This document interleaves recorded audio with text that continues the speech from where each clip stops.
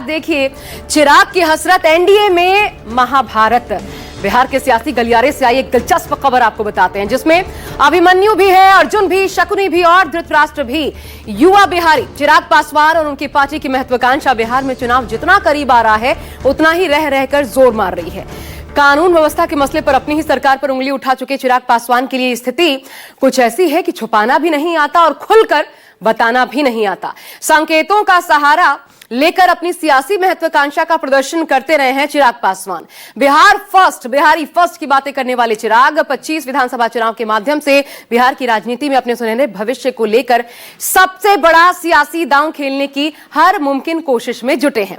उनके जीजा और पार्टी सांसद अरुण भारती ने अपने पोस्ट के माध्यम से चिराग को बिहार के सियासी महाभारत का अभिमन्यु कहा। युवा संकल्प की बात की तो एनडीए में शामिल दूसरे घटक दलों ने उन्हें अनुभव का महत्व बताते हुए अर्जुन की तरह सीखने की सलाह दे डाली। लेकिन सवाल यह है कि जुबानी महाभारत कहीं जमीनी महाभारत में तो नहीं तब्दील हो जाएगी। देखिए बिहार से आज अथ श्री महाभारत कथा।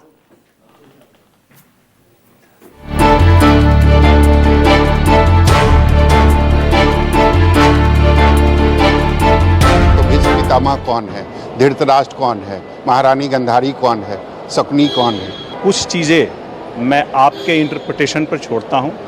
अभिमन्यु में अनुभव की कमी थी, वो शहीद हो गए। ये एनडीए में सिर्फ फुटबॉल है।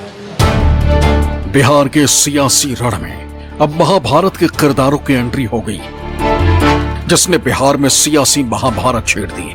इस बार सियासी रण जिन किरदारों के इर्द गिर्द घूम रहा है, उसमें पौराणिक महाभारत का किरदार अभिमन्यु, अर्जुन है, पितामह भीष्म है, महाराजा धृतराष्ट्र और उनकी महारानी गांधारी भी। इतना ही नहीं, शकुनी भी एंट्री ले चुके हैं। लेकिन ये कलयुग के सियासी महाभारत है। अब बिहार की राजनीति में एक साथ महाभारत के इतने किरदार कैसे उतर आए, कौन इन्हें राजनीति में खींच लाया, उसके लिए आपको वो एक्स पोस्ट दिखाते हैं जिसकी वजह से बिहार में सियासी महाभारत शुरू हुई।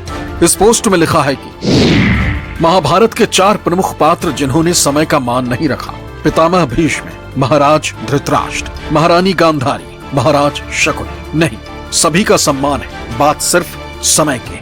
जब सब मौन रहे तब अभिमन्यु, जिसमें अनुभव की कमी थी, चक्रव्यूह में कूदा, क्योंकि समय का मान रखने के लिए अनुभव नहीं, नव संकल्प चाहिए। एक्स पर इसे एलजेपी रामविलास से सांसद अरुण भारती ने पोस्ट किया। क्योंकि राजनीति में बात इशारों इशारों में होती है, इसलिए राजनीति के जानकारों को अरुण भारती के इस पोस्ट और उसके मायने समझने में देर नहीं लगी। एक्स पर अरुण भारती के इस पोस्ट को चिराग पासवान के लिए भावनात्मक समर्थन के रूप में देखा जा रहा है। चिराग ने हाल के दिनों में अपनी रैलियों में बार बार बिहार के विकास की बात की और लोगों से वादा किया कि वो बिहारियों के लिए लड़ेंगे। चिराग पासवान ने बिहार में बिगड़ती कानून व्यवस्था पर सवाल भी उठाए। बिहार जैसे राज्य में मौजूदा सरकार जो सुशासन के लिए जानी जाती है, ऐसे में बहुत ज़रूरी है कि ये जो ऐसे असामाजिक तत्व हैं जो आपकी छवि को बिगाड़ने की सोच के साथ ऐसी घटनाओं को अंजाम देते हैं, जो अपराध को बल देने का कार्य कर रहे हैं, उसको तुरंत नियंत्रित करने की ज़रूरत है। चिराग पासवान के इस बयान और अरुण भारती के अभिमन्यु वाले एक्स पोस्ट को इसी संदर्भ में देखा जा रहा है कि चिराग एक योद्धा की तरह मैदान में उतरेंगे, भले ही विरोधियों ने चारों तरफ से राजनीतिक घेरा बना रखा है।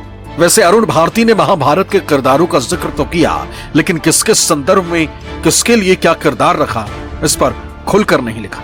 अरुण भारती के एक्स पोस्ट पर बिहार की राजनीति में हलचल मची तो एक्स पोस्ट पर अरुण भारती यू टर्न लेते दिखाई दिए। दरअसल इस घटनाक्रम के 24 घंटे बाद न्यूज 24 ने अरुण भारती से बात की। उनसे पूछा कि महाभारत के किरदार को सियासी रण में खींच लाने के पीछे रणनीति क्या है, तो जवाब सुनिए। बिहार की राजनीति में अब महाभारत और महाभारत के पात्र की भी एंट्री हो चुकी है। इस वक्त हमारे साथ एलजेपीआर के सांसद अरुण भारती जी हैं। आपने एक ट्वीट किया है, काफ़ी सुर्खियों में वो रह रहा है पिछले 24 घंटों से वो ट्वीट। महाभारत के पात्रों को लेकर के आज की जो राजनीतिक परिदृश्य है उसको रेखांकित करने का प्रयास किया था। एक बड़ा ही प्रारंभिक प्रयास था ये, जिसमें मैं संदेश देना चाहता था कि किस तरह से महाभारत के कुछ पात्रों ने जिन्हें जो समय का मान नहीं रखा, उसी तरह से महागठबंधन के जो कुछ लोग हैं कैसे आज के समय में समय का मान नहीं रख रहे हैं और ज़बरदस्ती तेजस्वी जी को मुख्यमंत्री बनाने के लिए जो उनका कवायद चल रहा है, कैसे आने वाले भविष्य को ये वापस जंगल राज की पुनरावृत्ति के रूप में दिखा सकता है, इसी बात को रेखांकित करने का प्रयास किया गया था। एलजेपी रामविलास के सांसद अरुण भारती ने अपने एक्स पोस्ट पर 24 घंटे में ही यू टर्न ले लिया। कहते नजर आ रहे हैं कि उन्होंने पोस्ट महागठबंधन के संदर्भ में की थी। महागठबंधन में छिड़ी महाभारत पर उन्हें किरदारों को रेखांकित किया था। अगर वाकई ऐसा था तो फिर एनडीए के ही घटक दलों ने उनके पोस्ट को अपने ऊपर क्यों ले लिया? क्या उनसे भी अरुण भारती के राजनीतिक भाव को समझने में चूक हुई? क्योंकि जैसे ही अरुण भारती का एक्स पोस्ट सामने आया, जेडीयू से लेकर हम के नेता हमलावर हो गए। तो अभिमन्यु की जो भूमिका है, उस भूमिका को भी स्वीकार करने में सहजता रखनी चाहिए। सहजता इस मामले में रखना चाहिए कि जो अभिमन्यु बनना आसान है, लेकिन अर्जुन बनना बहुत कठिन है। तो अर्जुन तो बनेगा कोई सीखने के लिए, और भूलना नहीं चाहिए अभिमन्यु सिर्फ प्रवेश करता है और वीर गति को प्राप्त होता है। युद्ध हो या राजनीति, हमेशा अपने पास आसपास वैसे लोगों को रखना चाहिए जो अनुभवी हो और जिसके सकारात्मक ऊर्जा का लाभ हमको मिल सके। और इतिहास गवाह है कि हमेशा युद्ध में अभिमन्यु ही वीर गति को प्राप्त हुआ है। अभिमन्यु दरवाजा तोड़ सकता है, लेकिन विजय नहीं प्राप्त कर सकता। विजय प्राप्त करने के लिए अनुभव की आवश्यकता है। अभिमन्यु के किरदार पर जिस तरह से जेडीयू और हम के नेता हमलावर हुए, उससे अंदाजा लगाना मुश्किल नहीं है कि इनके निशाने पर चिराग पासवान ही थे। अब अरुण भारती के यू टर्न को लेकर सवाल उठ रहे हैं कि क्या ऐसा किसी के दबाव में किया गया? क्या एनडीए में सब कुछ सामान्य नहीं है, वो भी ऐसे समय जब बिहार चुनाव की दहलीज पर खड़ा है और विपक्षी पूरी ताकत के साथ मैदान में उतरने की तैयारी में है? इस पर बीजेपी और जेडीयू दोनों ही दल बचाव की मुद्रा में दिखाई दे रहे हैं। एनडीए में एकजुटता है, एनडीए में एक गुट है। सब लोगों का विश्वास और नेतृत्व जो है से नरेंद्र मोदी के जिम्मे है। सब लोग ये चाहते हैं कि बिहार में ये महाभारत की आवश्यकता नहीं है, बिहार में राम राज्य की जरूरत है। राम राज्य की परिकल्पना जो है से जो हमारे पूर्वजों ने किया था और जिन लोगों ने उसको जमीन पर उतारा था, वो बिहार में आज दिखाई भी पड़ रहा है। ज्ञान युद्ध चल रहा है। एनडीए में सब कुछ ठीक है, करार है, दरार नहीं है। ये ज्ञान युद्ध है। नाम भी नहीं लिया जाता है, बातें भी कही जाती है, तो निशाना पर तो तीर रहता है। तीर के निशाने पर अगर बोलिएगा तो तीर तो निशाने पर लगेगा। अगर एनडीए में सब ठीक है तो फिर इस तरह के पोस्ट की नौबत ही क्यों आई, जिसने आरजेडी को मुद्दा थमा दिया?